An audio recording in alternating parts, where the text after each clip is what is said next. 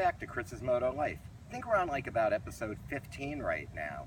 So for episode 15, we've got another special Porsche. Some might call this Porsche the holy grail of the air-cooled generation, as this is a Porsche 993. This is a 1996 Porsche 993 with 40-some thousand original miles on it. This belongs to a friend of mine. This is a really nice car. What's interesting about the 993 is, as we said, this is the final iteration of the air-cooled Porsche. Actually, the air-cooled 911, which to me kind of is like the end of an era. And apparently not just me. These cars are going for a lot of money now because everybody wants them. Why do they want them? Why should you care about this car? Well, what's pretty interesting is this car only has 20% carryover of parts from the prior generation 964. If you remember the Porsche RS America that we did a few episodes back, this would be the spiritual successor to that car, the 993, but with only 20% of the parts. And I always wondered what 20% were, and I always think that it's just this roof section and the door and maybe a couple of other odds and ends. Also, a 1996 version has 282 horsepower, as we said. The 95 and 94 versions, 94 was Europe only, anything sold in America would have been a 1995 on, had 272 horsepower. Now what they did to get the extra horsepower out of this year was they introduced something called VarioRam, which actually tunes the intake runners, which actually changes their length. Actually, for the non-engine person, just think of it as the engine is being tuned to a different specification electronically. You don't have to do a thing. The engine does it all. BMW, if any of you have a BMW, your BMW probably does the exact same thing. This version is fitted with a set of Kinesis wheels, which are really nice, period aftermarket, and I know that the owner has a pair of original wheels that had come with it. Another interesting thing, what Porsche introduced in this year, let's come over and we can see the interior, because this is a big deal. This interior is so comfortable. This is when Porsche finally was like, okay, we're gonna make this a real GT cruiser.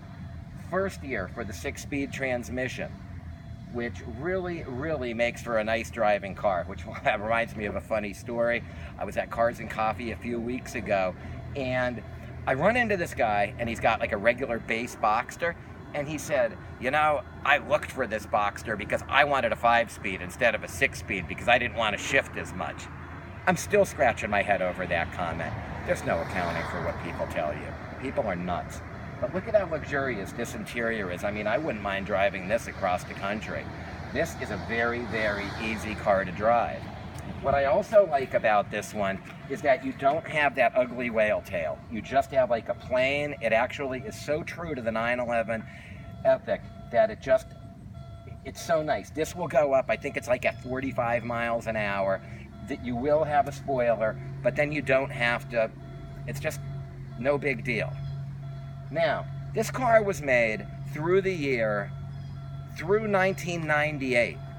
The Porsche at that point, at 1998, was almost broke. They were losing money. But what you got was a hand-built car, which I can't stress enough. Any of the new water-cooled versions from the 996 all the way up to, I don't know what version they're on now, 991, there's 997, they were not hand-built. What they did is they contracted, and I want to say it's like with Toyota or one of the Japanese manufacturers, they actually had consultants come in and teach them how to automate their lines. That's why you're seeing them make so many. You're seeing 911s on every corner now, the modern ones, the Caymans, the Macan, the Cayenne. As soon as Porsche started doing that, they became incredibly profitable. At this point, though, it was their lowest point in profitability, but their highest point in the car. This car, period tests, we have a car and driver that gave us 5.1 or 5.20 to 60. Where Road and Track gave us 4.7. No, wait a minute. Car and Driver was 4.7.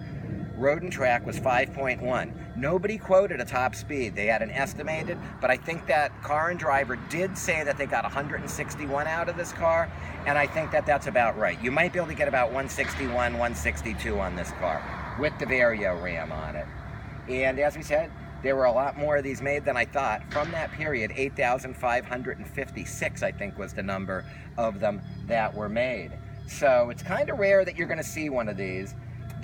To a purist, this is the Holy Grail. This is the Porsche that you want. That being said, I want to thank you so much for stopping by Chris's Moto Life, and I want you all to have an incredibly awesome week. Why don't we see if we can get this started? A footnote to this. This has the worst interlock alarm system that Porsche has ever developed. I know of a friend that got stranded in Vermont for 2 days. We know of another person that got stranded in Connecticut for 2 days. We live in Pennsylvania for points of reference. Just because if something happens to the key fob, this car will not start. So guess what? Your Porsche can't be stolen, but sometimes it can't even be driven by you. Let's see if this works while we start it up. And we'll just take it up the road.